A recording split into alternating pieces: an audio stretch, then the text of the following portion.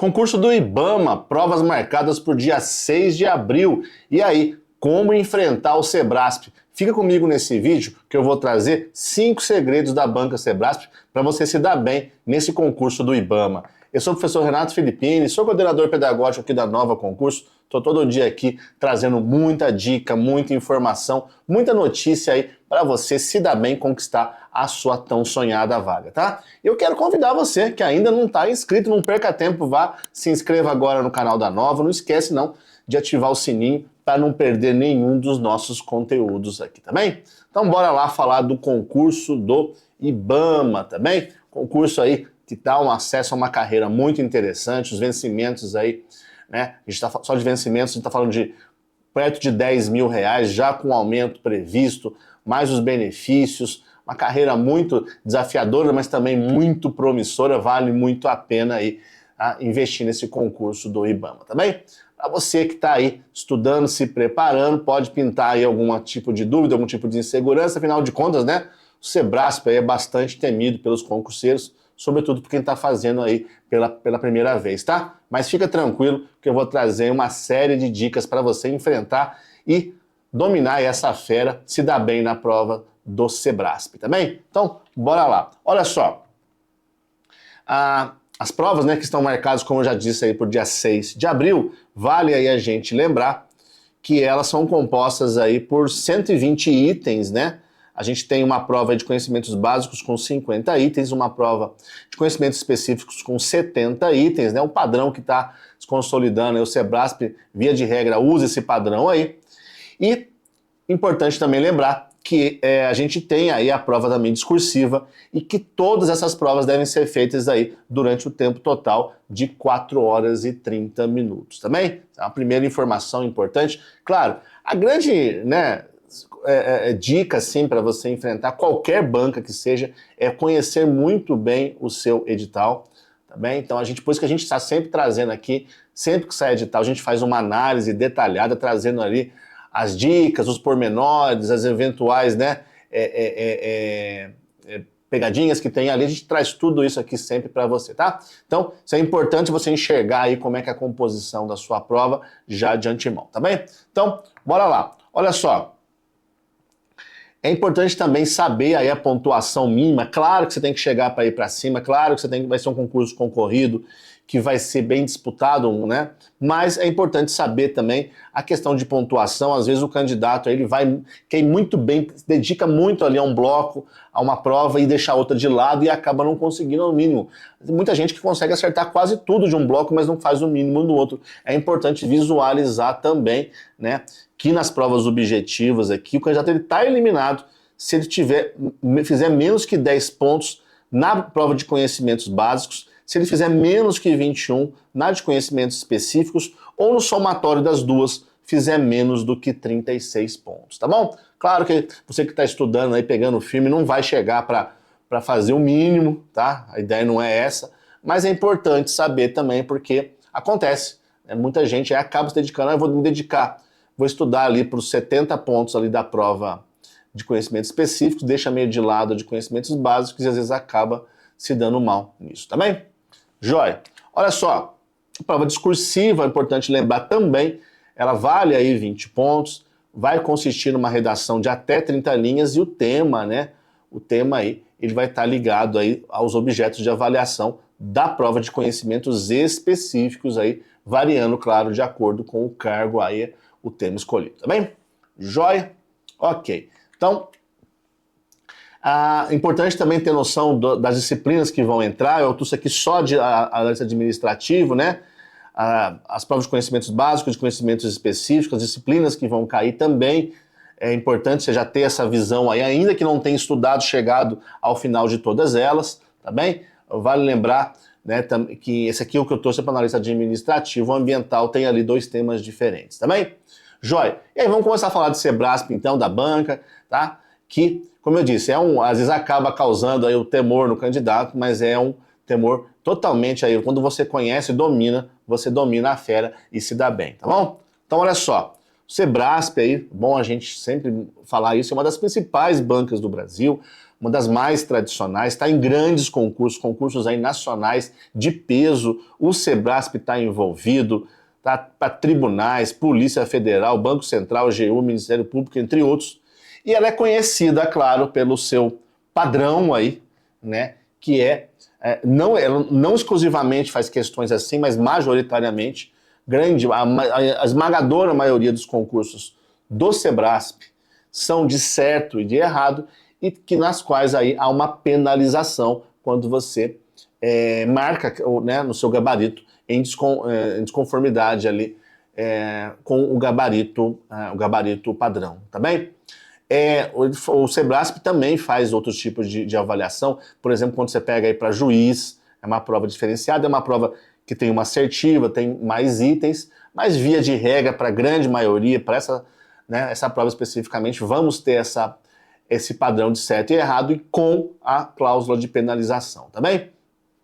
Essa pontuação de penalização varia, via de regra é 1 ponto para quem acerta, 1 ponto para quem erra, 0 ponto para quem não preenche ou preenche em duplicidade. Tem alguns concursos que são diferentes, raros, mas que tem uma pontuação diferente, tá bem? Então vamos lá para as dicas, afinal de contas, para a gente poder enfrentar essa banca com sucesso aí.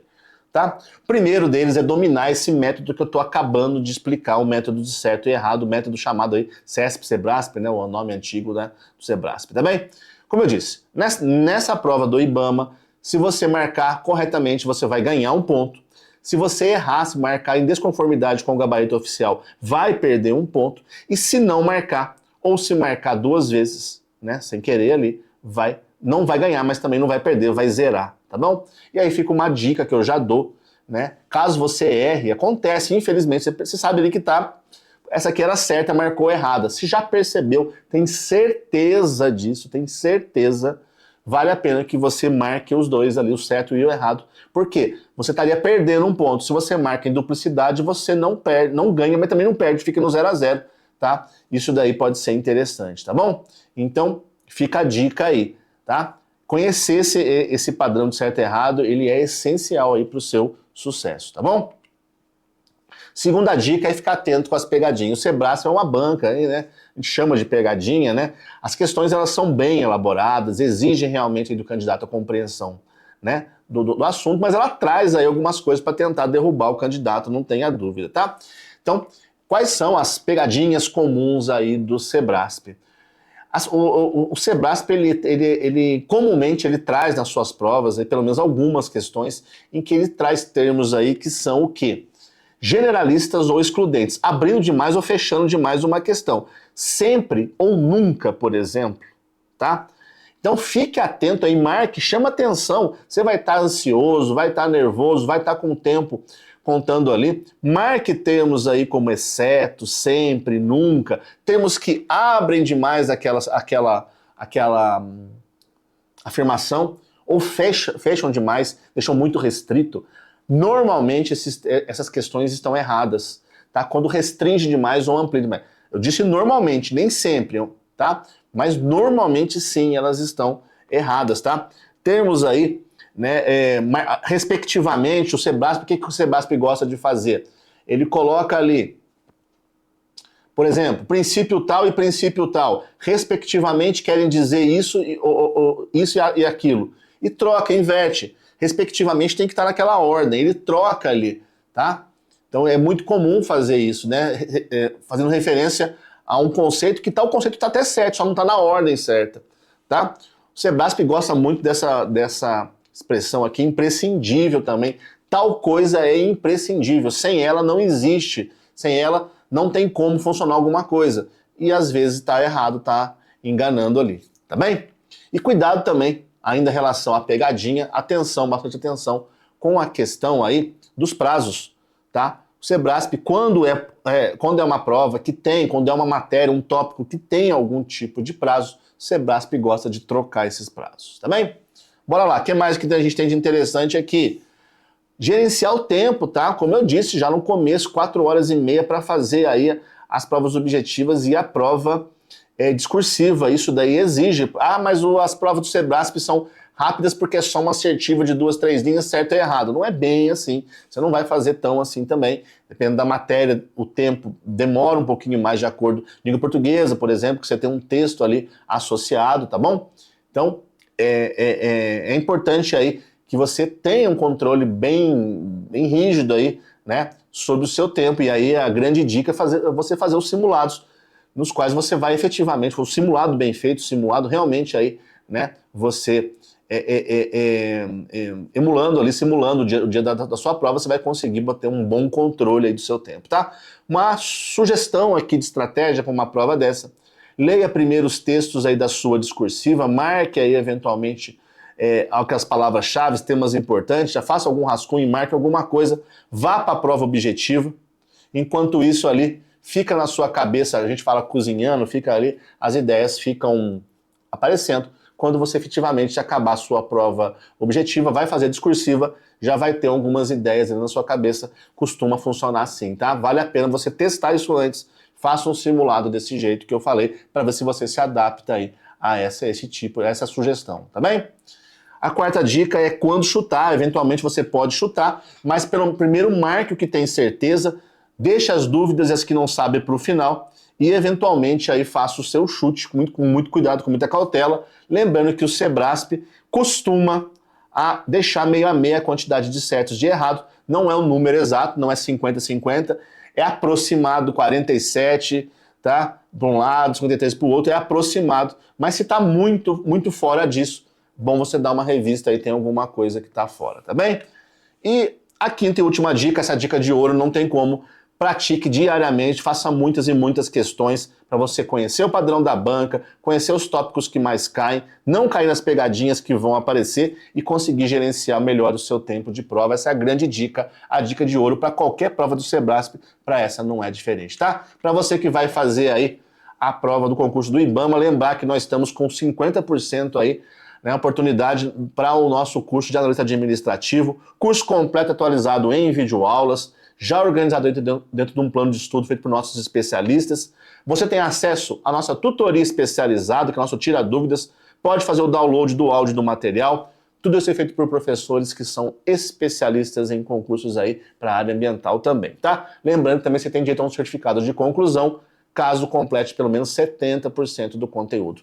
Esse curso está saindo por R$ 12 de R$ 21,90 ou o valor à vista de R$ 262,80, imperdível, 50% de desconto. O link está aqui embaixo na descrição do vídeo. Não perca essa oportunidade.